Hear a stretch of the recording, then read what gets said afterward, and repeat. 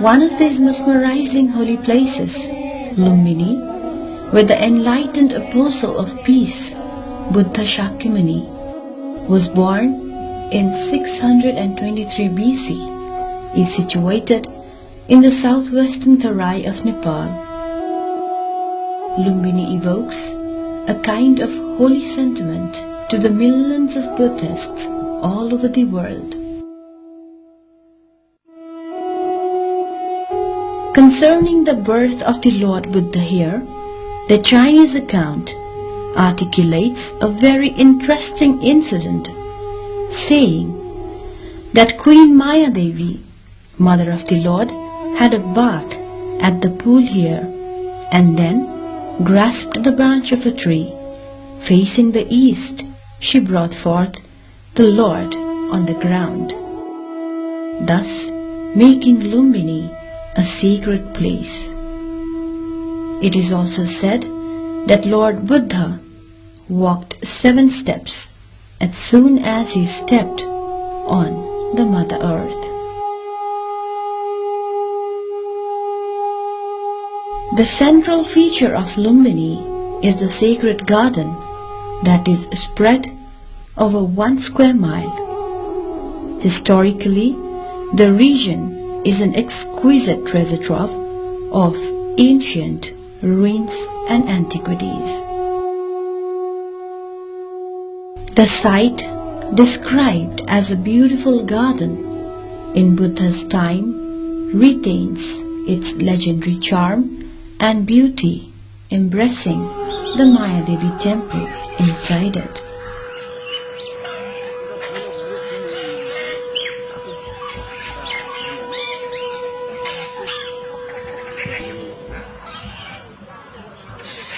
The Maya Devi temple is a distinctive shrine of importance and has the bas-relief image of Maya Devi enshrined in a small pagoda-like structure. The image shows Maya Devi, mother of Lord Buddha, supporting herself by holding on with her right hand to a branch of salt tree, with newly born infant Buddha standing upright on a lotus pedestal. 2 other celestial figures are depicted in an act of showering water and lotuses bestowed from heaven. The famous Maya Devi stone sculpture, also known as the Nativity sculpture, was installed here in the 4th century AD. The single most important place of the Lumbini, and to the entire Buddhist world for that matter, is the stone slab located deep in the Sanctum Sanctorum. Revealed after hard and meticulous excavations under the 3 layers of ruins over the site of the famous Maya Devi temple, the stone slab foundation pinpoints the location of the original place, marking the exact spot of the birthplace of Lord Buddha. This spot, being the most sensitive, requires proper conservation and exposition to allow pilgrims and visitors to observe in slut the marker stones here. Nearby and just to the west of the Maya Devi temple stands the Ashoka pillar, the oldest monument so far found in Nepal, erected by Emperor Ashoka in 249 BC. The pillar is the first epigraphic evidence relating to the life history of Lord Buddha. The historic importance of the pillar is evidenced by the inscription engraved in the pillar in Brahmi script. It is said that the great Emperor Ashoka visited this site in the 20th year of his ascendancy to the throne and as a homage to the holy place of Lord Buddha. To the south of the pillar, we find a sacred pond, Puskarani, believed to be the same sacred pool in which Mayadevi took a holy dip just before giving birth to the Lord, and also where infant Buddha was given his first purification bath. Architecturally, the pool has projecting terraces in descending order and is reverted with fine brick masonry. The holy site is surrounded by a row of stupas. These stupas are also believed to be built as early as 3rd century BC, while some stupas with square, rectangular and circular bases are said to be added in the medieval period.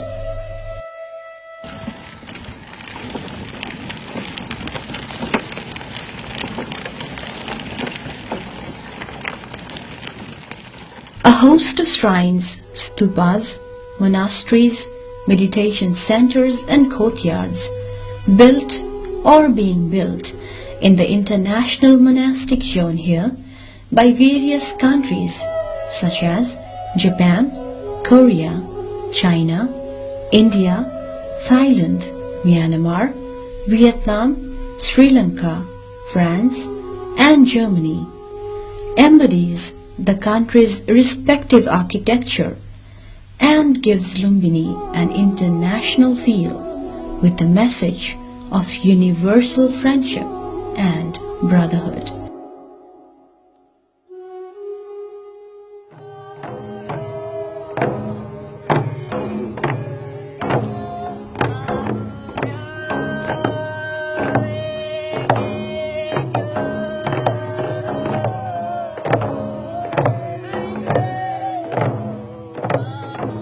Out of these symbols of universal peace and brotherhood, the World Peace Stupa, built by Japan, can be taken as one of the most attractive stupas there. It is said that one can really feel the peace and calmness of Lord Buddha's warmth when he sets his foot there.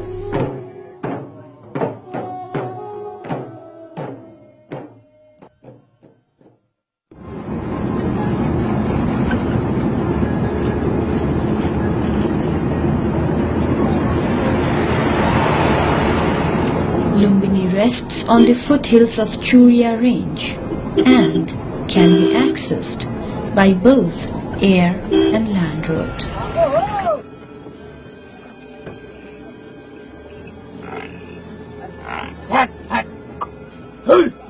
There are many important Buddhist sites of interest around Lumbini.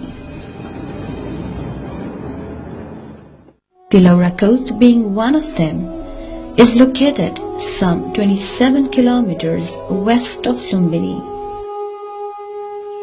And there lies the ruins of the historic town of Kapilvastu. Believed to be the capital of Shakya Republic, where Siddhartha lived and enjoyed his life until his 30th year. There are ruins and mounds of old stupas and monasteries made of kiln-burnt bricks and clay mortar. The remains are surrounded by a moat and the wall of the city is made of bricks.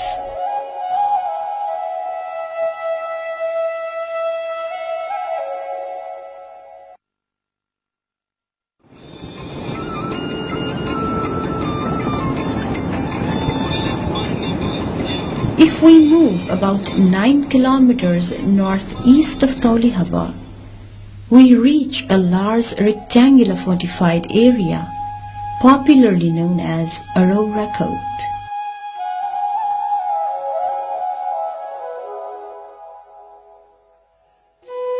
The fortified area is the natal town of Kanakmuni Buddha.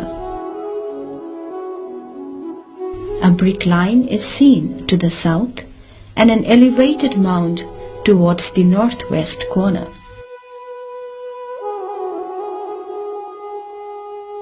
Remains of the ancient moat and brick fortification around the coat still reflects its history there.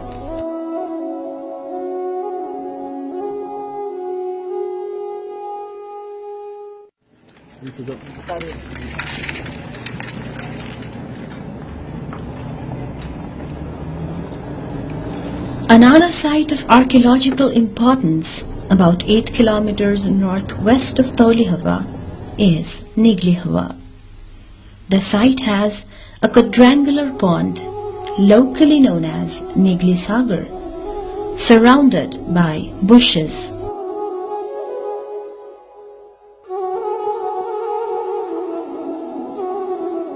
On the western bank of the pond, there are 2 broken pieces of the Ashokan pillar.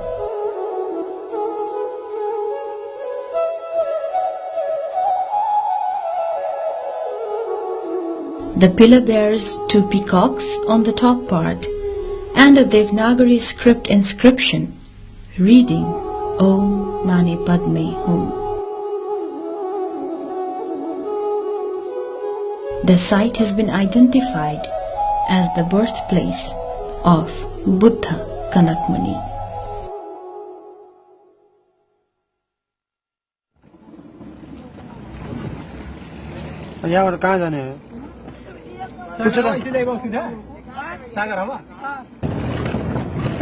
At about 12 kilometers north of Tolihawa, we see a forest area called Sagarhawa. In the midst of the forest, there is a huge rectangular pond, popularly known as Lumba Sagar.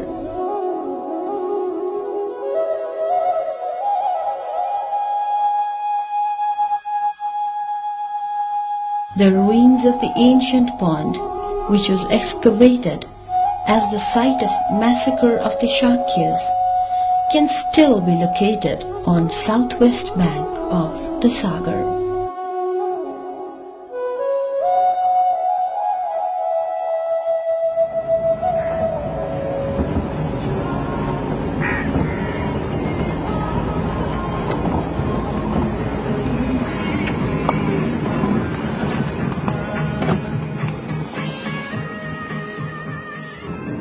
Moving about 5 kilometers southwest of Tolihawa, we reach a village called Gotihawa.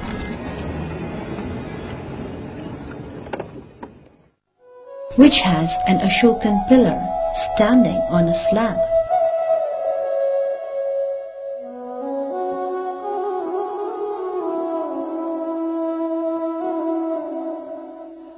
The upper portion of the pillar is lost, and only the lower portion, about 3.5 meter high, is still intact. This site is identified as the birthplace of the past Buddha, Krakuchanda.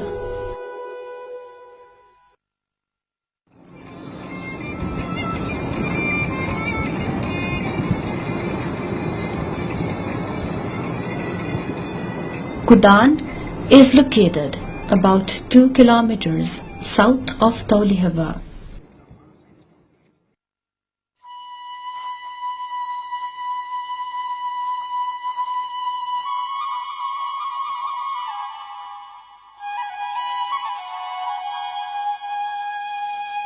It gives the visitors one more area of interest, with a huge amount of structural ruins, with a duster of 4 buildings and a pond excavated in 1962.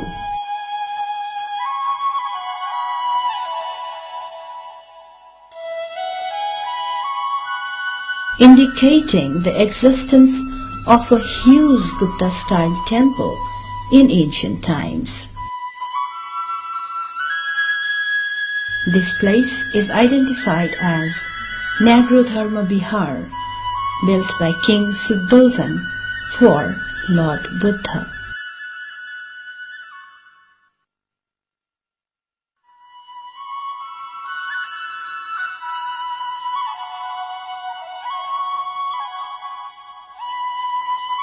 Besides these areas, we have Ramgram, the maternal state of Lord Buddha, situated in Navalparasi district and some 76 kilometers from Lumbini. Legend has it that after the death of Lord Buddha, his relics were divided between 8 states: Magadh, Vaishali, Kapilvastu, Alkappa, Ramgram, Vediva, Pawa and Kushinagar.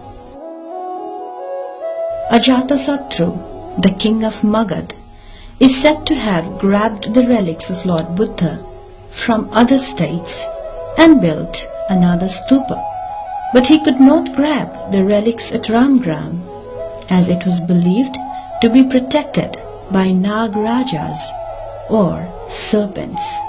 It is said that the relics of Lord Buddha is still in the ovum of the present stupa of 9 meters in height.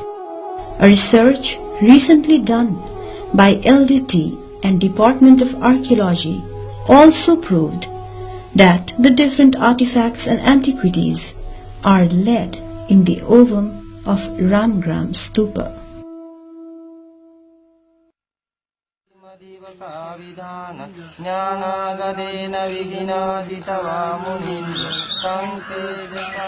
Despite these beautiful and cultural aspects, Lumbini stands alone as a sacred place of interest in the world where Buddha was born.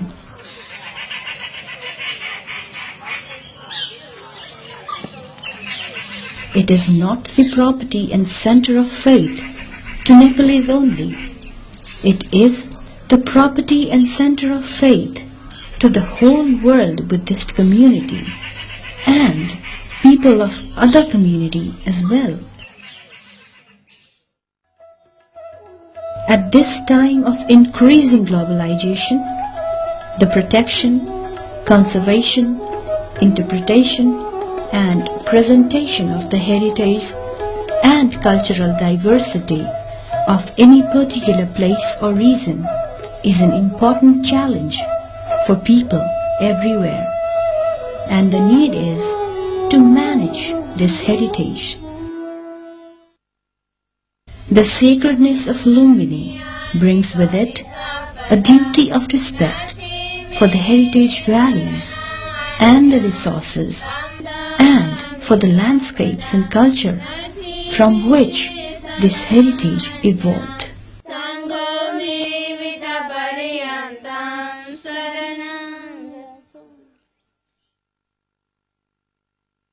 Lord Buddha himself said, Ananda, this Lumbini place is where the Tathagata was born.